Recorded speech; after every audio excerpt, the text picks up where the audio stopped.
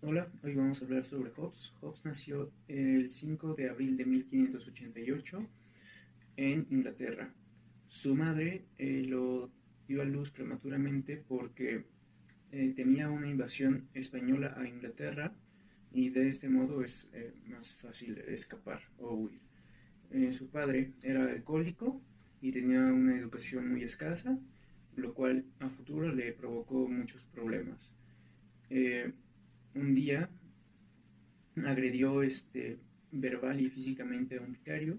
Un vicario es una figura eclesiástica con poder y eso ameritaba, eso es un delito, eso era un delito, por lo que para no caer en la cárcel el padre de Hobbes huye y muere en el exilio, se dice que en Londres. Y bueno, se habla de que esto puede tener repercusiones psicológicas en Hobbes, pero no se sabe. Posteriormente de este drama familiar, Hobbes empieza a estudiar una carrera eclesiástica en Oxford, la cual abandona. Se topa con un varón llamado William Cavendish, y este varón le deja a cargo a su hijo para que lo eduque.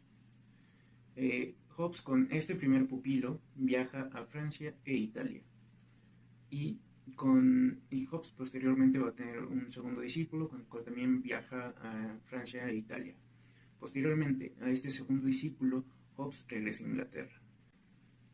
Lamentablemente para Hobbes eran tiempos turbios políticamente hablando en Inglaterra, y Hobbes tenía unos manuscritos que se estaban propagando mucho en las calles, por lo cual sus enemigos políticos lo pusieron en la mira. Hobbes, por miedo, decide exiliarse a Francia, y este exilio dura 11 años. En París, en 1642, publicó el Tratado sobre el Ciudadano. Este escrito despertó gran admiración, pero a la vez se le tachó de ateo y materialista.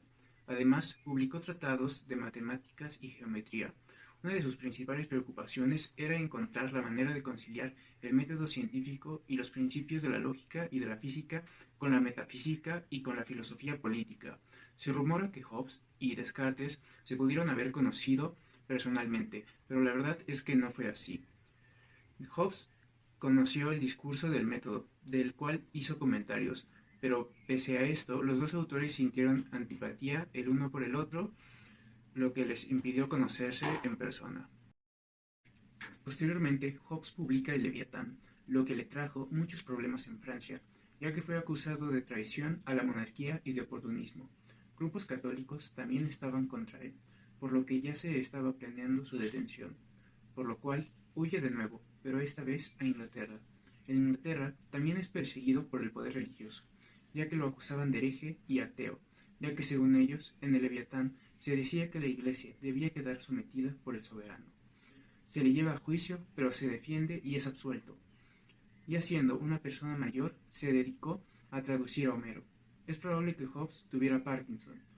Hobbes practicó tenis hasta edades muy avanzadas y siempre corría hasta quedar empapado de sudor, lo cual le permitió una gran longevidad hasta que murió el 4 de enero de 1679, a los 91 años de edad.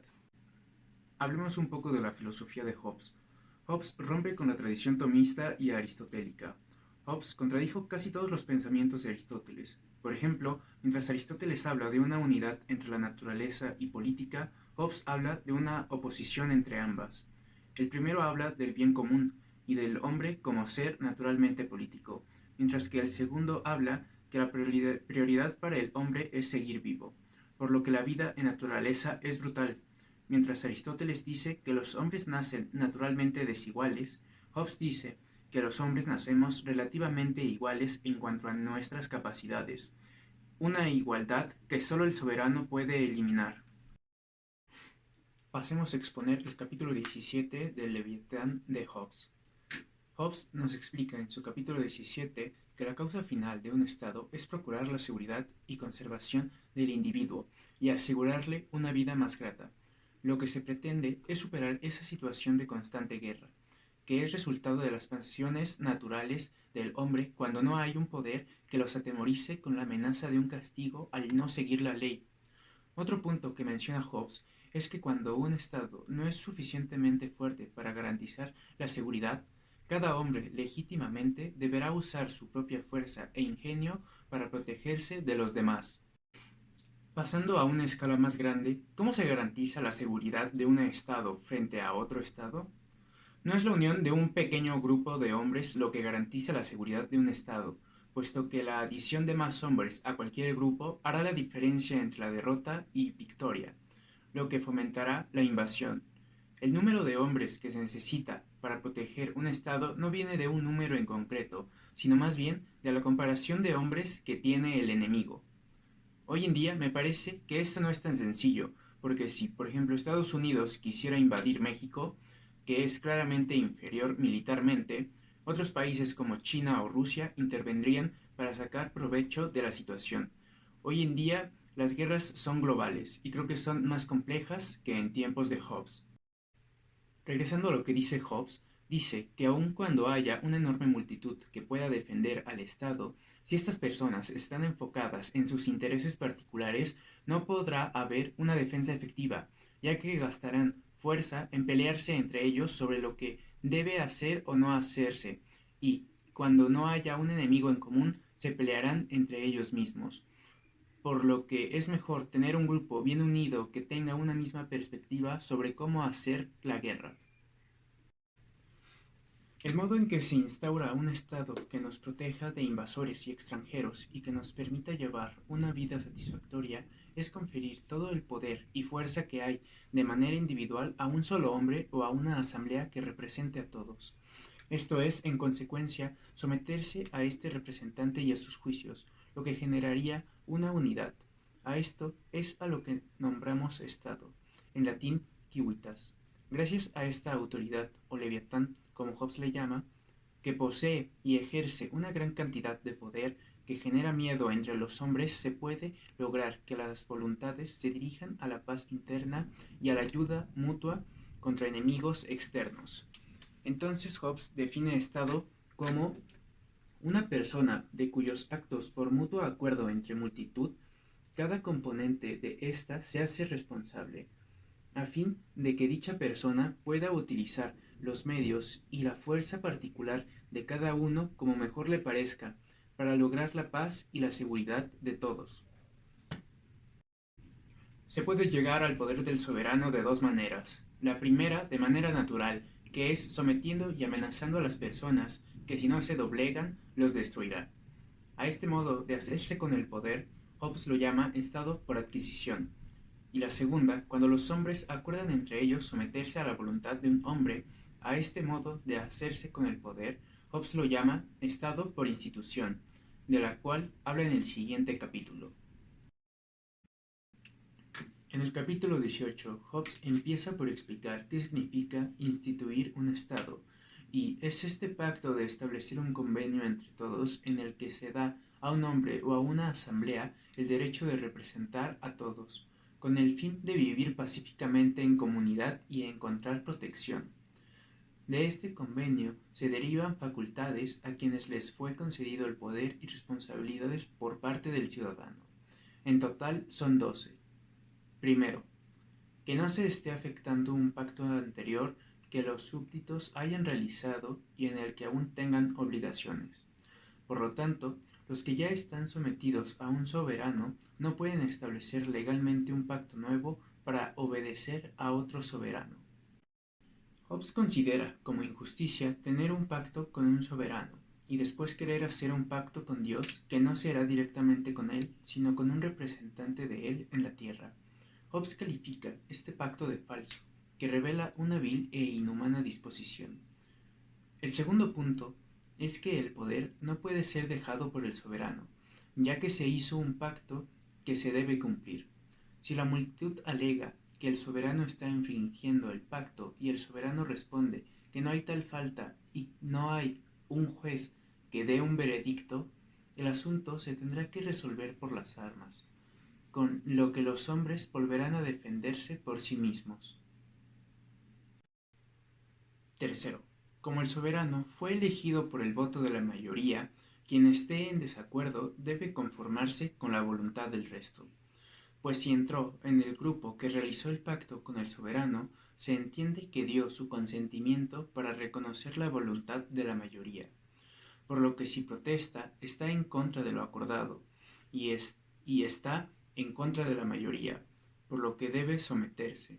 De lo contrario, se le expulsará y volverá a un estado natural, es decir, salvaje.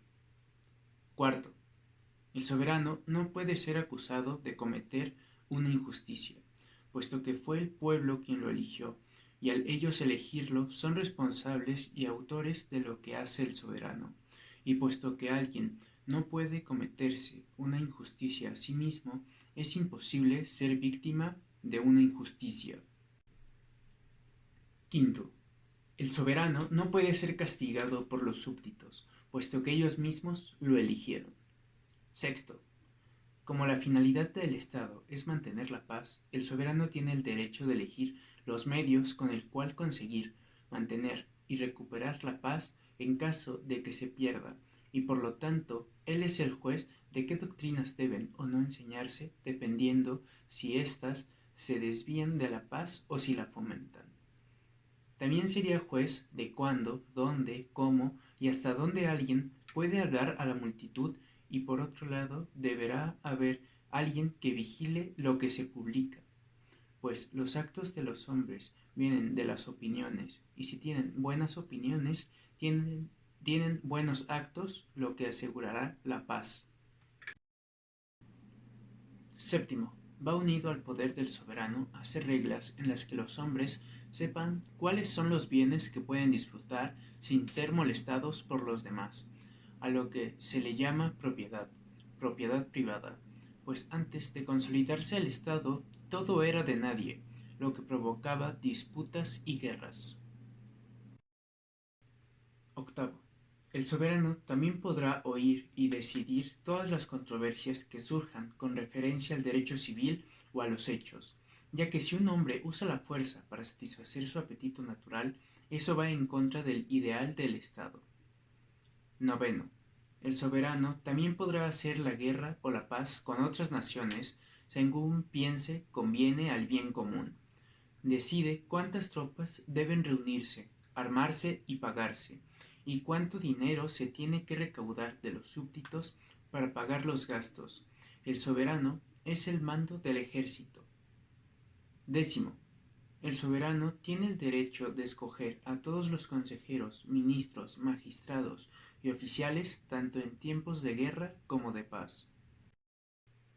Undécimo, el soberano tiene el derecho de premiar o castigar a los súbditos de acuerdo con la ley que esté previamente establecida, y si no hay ninguna ley previamente establecida, el soberano actuará como le parezca más conveniente para dar incentivos para que los súbditos sirvan al Estado, o de disuadirlos de que dañen al Estado.